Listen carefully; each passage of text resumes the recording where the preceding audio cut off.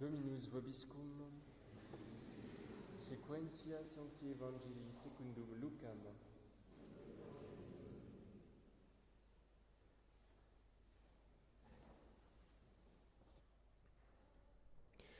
En ce temps-là, Jésus dit à ses disciples cette parabole. Il était un homme riche qui avait un gérant, et celui-ci lui fut dénoncé comme dilapidant ses biens. Il l'appela et lui dit « Qu'est-ce que j'entends dire de toi ? Rends compte de ta gestion, car tu ne peux plus désormais gérer mes biens. » Le gérant se dit alors « Que vais-je faire, puisque mon maître me retire la gérance ? Bêcher, je n'ai pas la force. Mendier, j'aurai honte.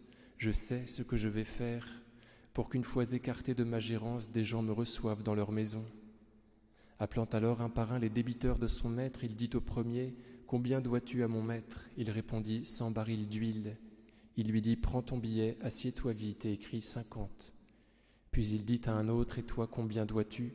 Il répondit « 100 mesures de blé. » Il lui dit « Prends ton billet et écris 80. » Et le maître loua le gérant malhonnête d'avoir agi avec habileté. Car envers leurs semblables, les fils de ce monde sont plus habiles que les fils de lumière. Et moi je vous dis, faites-vous des amis avec cet argent malhonnête, pour qu'au jour où il manquera, on vous reçoive dans les demeures éternelles.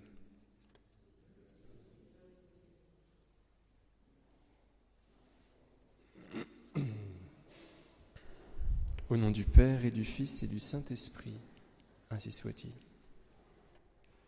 Donc le Seigneur Jésus met en scène un banquier, au banquier, mais vous voyez, cet homme ne sait rien faire. Bêcher, je n'ai pas la force. Mendier, j'aurai honte. Donc il ne sait que exploiter l'argent des autres, vous voyez, et s'en faire de cette façon. Et il est sauvé par sa charité. J'ai beaucoup tergiversé dimanche dernier, j'ai prêché des choses différentes et voilà où j'en suis maintenant.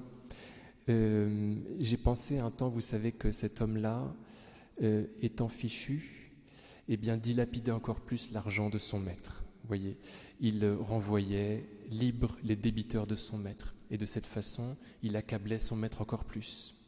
Et cela ne le dérangeait pas puisque de toute façon, il était viré, il était licencié. Je pense que ce banquier, ce gérant, revient à de meilleurs sentiments et qu'il renonce tout simplement à sa commission. Vous voyez, donc il prenait une commission exorbitante. Pour le premier fermier, il lui prenait 2 fois plus que ce qu'il avait le droit de lui prendre. Combien dois-tu à mon maître ? 100 barils d'huile. Prends ton billet, assieds-toi vite et écris 50. Donc il redevient honnête, si vous voulez. Il renonce à cette commission par laquelle il se payait lui-même. Et de cette façon, il fait le bien, tout simplement en étant honnête. Et il se sauve parce qu'il se fait un ami qui pourra l'accueillir dans les demeures éternelles. Cet argent trompeur qui doit nous servir pour nous sauver. Voyez, cet argent doit nous sauver parce que nous voudrons bien l'utiliser pour faire le bien. Vous noterez que c'est le pauvre que nous aurons aidé qui nous accueillera dans les demeures éternelles. C'est lui qui va nous ouvrir la porte. Et c'est quelque chose, c'est un thème majeur de l'Évangile. Le Seigneur Jésus, qui est le pauvre ? En Matthieu 25, ce que vous aurez fait à l'un de ces petits, qui sont mes frères, c'est à moi que vous l'aurez fait. Et donc il n'est pas étonnant de voir le pauvre Jésus nous ouvrir la porte du paradis, étant donné qu'il est Jésus, d'après ce que le Seigneur Jésus dit lui-même. Bon, vous connaissez bien l'histoire de Saint Martin, après avoir donné son manteau à un pauvre qui gisait là, à l'entrée d'Amiens, le Seigneur Jésus lui apparaît la nuit suivante, vêtu du manteau qu'il avait donné au pauvre, lui faisant comprendre que c'était vraiment à lui, Jésus, que Martin avait donné son manteau. Donc les pauvres que nous servons sont le Christ, très mystérieusement, et c'est eux qui nous ouvriront les demeures éternelles. Le problème, c'est que, comme le Seigneur Jésus nous le dit, vous savez, après que Judas a récriminé contre l'offrande du parfum, le Seigneur dit « Des pauvres, vous en aurez toujours avec vous. » Et donc on ne sait plus comment faire, parce que c'est vrai qu'il y en a partout. Et c'est là que des petits commandements peuvent nous aider à faire face et à ne point désespérer, puisque le Seigneur nous dit qu'on ne perd pas notre récompense pour un simple verre d'eau fraîche offert. Donc, s'il y a beaucoup à faire, ne baissons pas les bras, parce qu'un petit peu convient aussi au Christ. Voyez. Et c'est comme ça qu'il nous met au travail, c'est en nous disant qu'un peu compte. Et c'est comme ça qu'il nous fait mettre un pas après l'autre.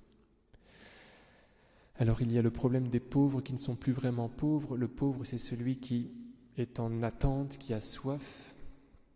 Et puis il y a donc ces choses, l'alcool, qui font que parfois il est rempli de quelque chose qui l'empêche d'avoir soif. C'est l'Esprit Saint à ce moment-là qui nous dit quoi faire. C'est vrai qu'il n'est plus vraiment en posture de pauvreté, étant donné qu'il est rempli déjà, mais voilà, c'est l'Esprit Saint qui nous dit quoi faire sur le moment. C'est lui qui organise notre charité. La troisième personne de la Trinité organise l'amour, organise la charité. Soyons attentifs à ces injonctions, au nom du Père et du Fils et du Saint-Esprit, ainsi soit-il.